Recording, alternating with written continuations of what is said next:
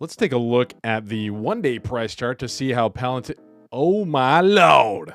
Down like 10% on the day after a surprisingly non-garbagey earnings report yesterday. Should we consider this a buy-the-dip opportunity or a bigger sign of things to come?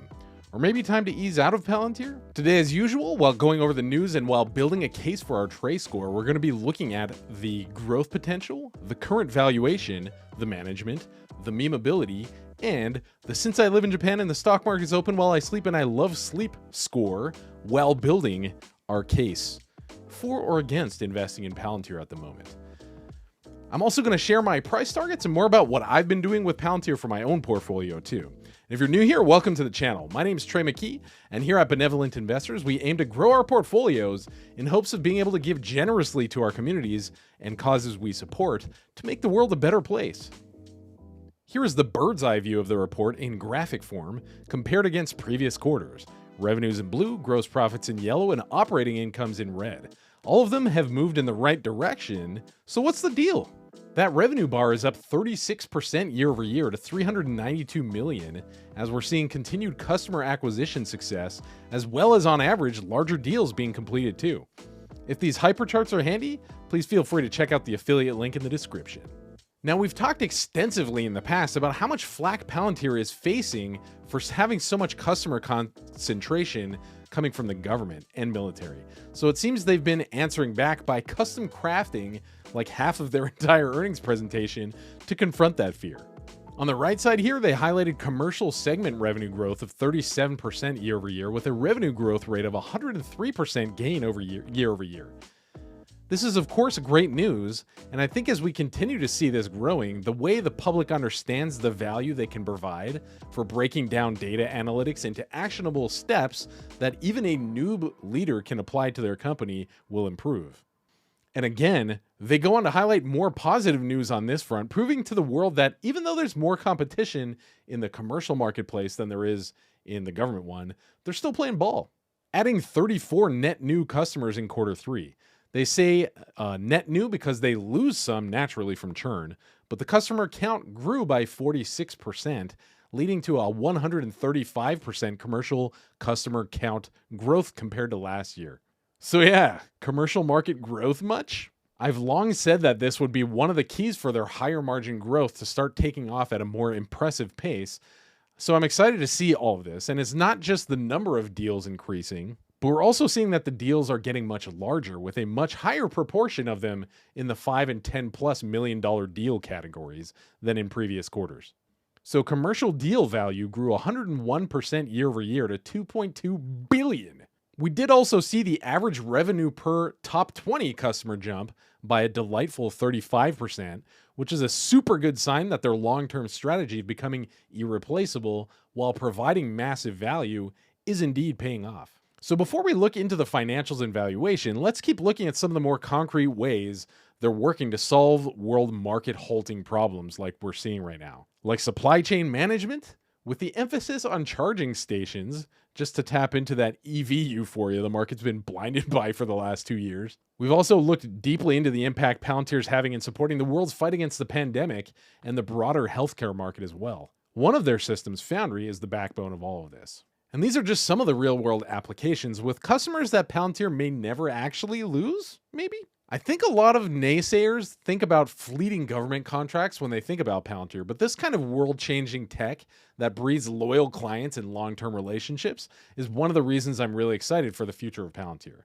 I'm personally not too concerned about the overall lack of military and government-related news this quarter because I think the third quarter is typically not one where a lot of these types of contracts are being formed, if I understand correctly.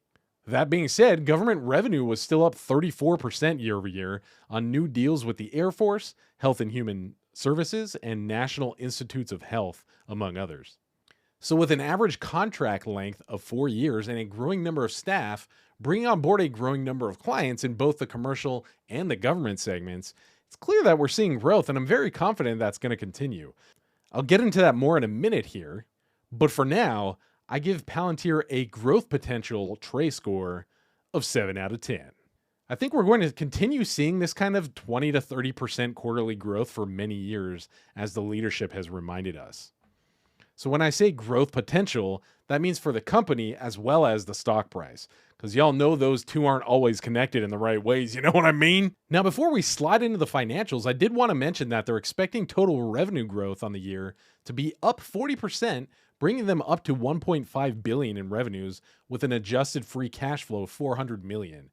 That's great, but for a market cap of 47 billion, we're still paying a lot for this company. There are a few other big factors that we need to keep in mind too. Newspaper headlines, tweets, and the average investor's attention span are all too short to sufficiently grasp what we're about to look at, but it's important to keep this stuff in mind. Now, here's a slide that can be a bit confusing. Performance obligations grew 172% year over year to $874 million. I zoomed in on the fine print at the bottom for you there, and it basically says that these represent non-cancelable contracted revenue that has not yet been recognized, which includes deferred revenues. So this isn't money you're going to be seeing on these financial statements yet. It's locked down contractually, but Palantir is obligated to continue performing some services and will earn this revenue over the coming years. So it's kind of like when you hear in the news when they're talking about some tax cuts and they say this will save Americans $200 billion over 20 years. And you're like, wait, so how much am I actually going to save this year? It's kind of like that for us as investors when we're trying to understand the bigger picture. And unfortunately, while Wall Street is super short-sighted, Palantir's leaders keep reminding us to keep our eyes on the 5 or 10-year growth. But most people just won't be able to do that, I think. And this next one's even a little bit more confusing because as the fine print tells us, it also assumes that every client will exercise every contract option and not terminate any of them. So we will need to take this illustration with a huge grain of salt and just really bank on Palantir continuing to provide value to earn client loyalty so they can really earn this 50% year-over-year growth in total remaining deal value. So with those warnings in mind, let's take a look at the financials. This HyperChart shows us that operating expenses were actually down on the quarter, though we're still roughly in the same neighborhood we've been in the last year. So lower expenses should lead to higher margins, but let's take a look at the numbers. These condensed consolidated statements are very much the Cliff's Notes of all the other notes they've included in the 10Q, but as we expected from the last slide, we're seeing much smaller net losses for the quarter and the first 9 months of the year compared to last year. Now, bouncing back to the HyperChart, another thing we need to note about quarter 3 of 2020 is that those bars are freaking huge, because that's when Palantir went public to gain access to all y'all's investment money. Giggity giggity. So that also explains why the 2020 quarter 3 figures look so absurd here. The 9-month figures weigh the absurdity down a bit, but they weren't even public the first 2 quarters of last year. So again, it's not actually that helpful to compare these figures against themselves. That being said, we should mention that operating expenses this quarter still outpaced top-line revenues, though on the year as a whole, so far that's not the case, which is ideal. On that topic of just going public and being a rapidly growing beast who's preparing for the long game and frankly doesn't give a crap about providing shareholders with short-term gains, like I mentioned in yesterday's skills video, new companies who are trying to rapidly grow are constantly growing their staff and they need to provide stock options too. And this is going to be an ongoing theme with Palantir for a while, but as we can see right here, we're looking at $611 million in stock-based compensation, which is a heavy load to handle right now, but hopefully as they build out their staffing requirements, those figures taper accordingly. And Palantir is also kind of fascinating because they're totally not hesitant to invest in or partner with other tech companies that they know they'll be able to provide synergistic value to. Some people joke about this on Reddit, calling it kind of like a little like tech hedge fund. So when we slide down on the cash flow summary, we see big investments in stock and alternative investments as well. And I think that people tend to forget about these investments when they're analyzing the stock. As if it wasn't already hard enough to properly and accurately evaluate Palantir on its own with all the clandestine activity that they can't even really report on these documents. Add to that another dimension of unpredictability and the fact that they're so heavily invested in so many other little companies, many of which the public can't even research. Blows your mind, bro. So sliding on down to the end of the form, we see a growing balance of cash and equivalents as well at the double underline there. Taking a step back to look at the multiples, I'm sure this isn't a surprise to anyone, but we're still seeing really expensive EV to revenue ratios, as well as EV to EBITDA ratios, both in the next 12 months and the last 12 months provided. So this obviously is the rub for the more conservative investing community. Investing in Palantir is very much trusting in Thiel and Karp's leadership to multiply value in the future. While we're seeing good growth in general, it's going to take a long time before any of these multiples actually start to make any kind of sense. And so we're very much paying for lots and lots and lots of future growth when we're investing in Palantir now. So with that, I give Palantir a current valuation TreScore of 4 out of 10. And while we're fortunate to see the price making decent moves in the last month until yesterday, even when the price was in the low 20s, those ratios were still all kinds of broken. And you're paying a lot of money for future hopes and dreams, kind of like Tesla when it broke $1,200 the other day. Now, y'all know I love me some Tesla, and I'm in it for the long game. But when you're paying now for the next 10 years of growth, you have to be prepared for unpredictable share price movement while you're sitting around with your head in the sand. Another way to say that would be to put it in terms of a rental property. Let's say you wanted to go out and start a rental property business. You found a bunch of different opportunities where you could buy an apartment building for $1 million, and it would make you enough money to pay the whole building off in the next 15 years. Then you'd just be massively cash flowing after that. In the case of the kinds of stocks like Palantir, it's kind of, and I mean, this is a very loose and kind of vague analogy. It's not a perfect analogy. It's kind of like finding an apartment building that costs the same $1 million, but in this case, it's going to take 25 years to pay off instead of 15. But it might be worth a lot more than the other ones at the end of that, 15-year period. So a lot of it is based on hopes. So there has to be a lot of hoping going on. Tesla's kind of making it work because they have that sexy brand image, and it's captured the public's eye in a way that a largely clandestine and easily misunderstood company like Palantir won't ever, I think. That being said, Palantir is still one of the most discussed stocks around the internet and across Reddit and Wall Street bets, so we shouldn't easily discount that either. So with that being said, I give Palantir a MemeAbilities score of 7 out of 10. I think the fact that it's consistently been one of those stocks that's been so alluring to so many investors could easily cause something wacky to happen with the price. And while the Reddit community has started to develop an idolatry complex for CEO Alex Karp, his compensation in 2020 was about 8,900 times larger than the average Palantir employee at roughly $1.1 billion, of which he's already sold something of $300 or $400 million worth of. And I've joked about it in the past a bit, but seeing all of that happening while they're still diluting shareholders like this hardcore makes me pretty uncomfortable. We can see that the number of shares has more than tripled since IPO and jumped by another 70 million since the last quarter. And we know that one of the rebuttals against this was that they've been working on Palantir for so many years before going public, and we need to take care of the employees.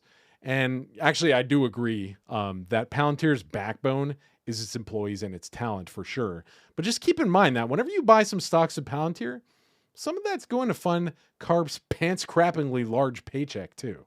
On the flip side, probably because of all that dilution, we can also see that the company absolutely has no issues paying their debts with a current ratio of 3.9x and a quick ratio of 3.79x.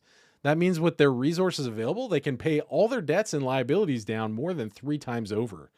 So in that sense, there's not a lot of risk going on, but that really should be a given when you're already paying so much money for this stock. And with that, I give Palantir a management score of 6 out of 10.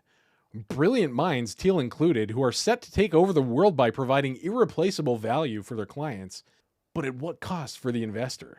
Now, before I share a bit about my own moves with the stock, let's take a look at the "since I live in Japan, the stock market is open while I sleep and I love sleep" score, which is basically looking at how stressful it is to own the stock, how much headlines can dent the share price immediately, and how stable the prices are. Stress-related factors.